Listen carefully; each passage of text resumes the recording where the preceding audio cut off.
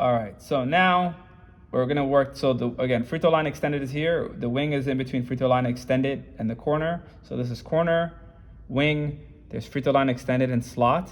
For motion high, we're gonna be working on in this is you're gonna be wing, slot, slot, wing. One of the things that I always forget to mention is wherever the basketball is, let's say this guy has the basketball, the other guy that's in the slot is actually not directly across from him. He's actually like probably 2 or 3 steps behind him. Why is that? Because this guy, think of it like in a full court press, right? If you're in a full court press here, these guys are pressing you, you inbound the ball here.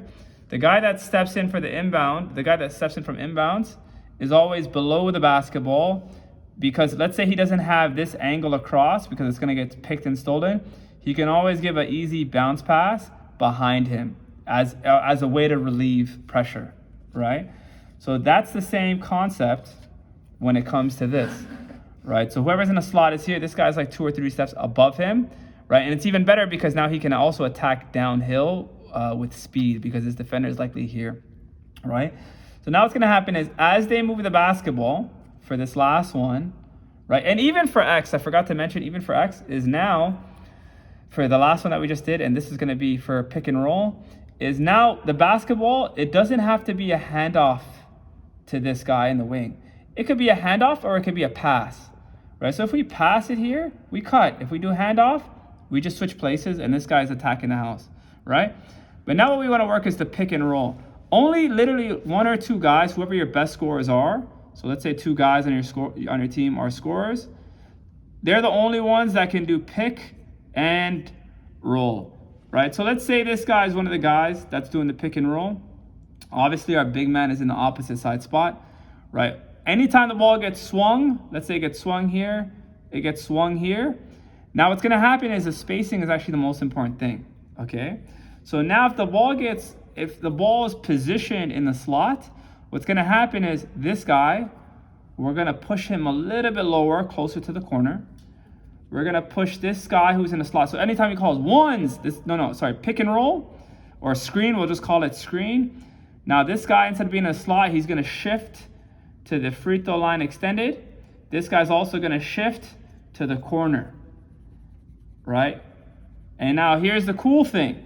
This big man is sprinting as hard as he possibly can to go and set him a screen, right? And even better, honestly, if he sets him the screen where? The side where there's less defenders. So if he comes here, the defender's right here, he sets it right behind his shoulder, just like this, right? And now our best player can create, right? He's gonna fake a drive to make a drive. So he's gonna fake like he's doing this way. He can come off of this here, right? If the defender's overplaying this, then he can keep going left, right? But it creates so much space. So obviously if the guard is coming this way, the big man is gonna roll opposite side block. And this guy is looking to attack straight to the rim, okay?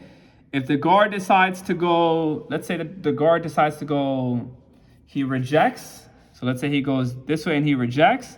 The big man, again, he's just sprinting opposite side block. So they're just running together, right? So now if the ball is going opposite of you, the ball is going opposite of this guy's obviously filling now to the free throw line extended. If the ball is going towards you, you're naturally pushing, but these guys already pushed to the maximum of where they're supposed to be, right? But let's just flip it for one last second, right? If let's say the ball decides to go this way, let's say he decides to go this way, then this guy's obviously gonna naturally fill to the slot, right? So let me just move this for a second. He's gonna naturally fill to the slot, right? And then this guy's naturally gonna fill to the free throw line extended, right? And if nothing gets there, he's obviously gonna continue to rotate to the slot. And then this ball handler, because there's no more room, is gonna go to the open space here. And you're back in your what? You're back in your 4 out, right? So pick and roll, honestly, if I'm being honest with you guys, there's two actions. They're relatively the same. The whole point of it is if there's a mismatch, it's called ones. We call it ones or pick and roll. It's the same thing. If your best player gets the basketball, he already has a mismatch. There's no need. The whole point of running an action is to create a mismatch. But if there's already a mismatch, this guy just calls ones. This guy drops to the corner. This guy goes free throw line extended. This guy goes corner. This guy's job is to beat this guy off the dribble. And then the big man is obviously opposite side block. And then he creates. And then everybody fills off of that. Right? So now you guys just learned 4 or 5 different actions. We learned handoff. We learned down screen. We learned X. We learned pick and roll. We learned ones. And then the other one, to be honest, is up screen. Up screen is pretty much the same thing as down screen, but it's opposite. The ball gets kicked here. This guy can do a V cut. He can set it up screen here. This guy can go for the lob, and then this guy's just going to take his spot. And then if he doesn't get it there, he just pops, right?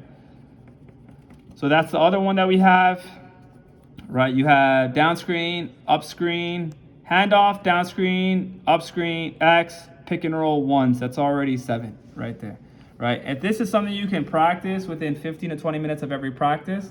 It's going to build your team's awareness of team offense. And the real goal is, how many paint touches can we get? They have 10 to 15 passes. We want to see how many paint touches we can get, and that's how you create a high-level offense in the half court. And at your high-level offense, guess where it's going to pay off? It's going to pay off in the playoffs. That rhymes. All right. Peace out, guys.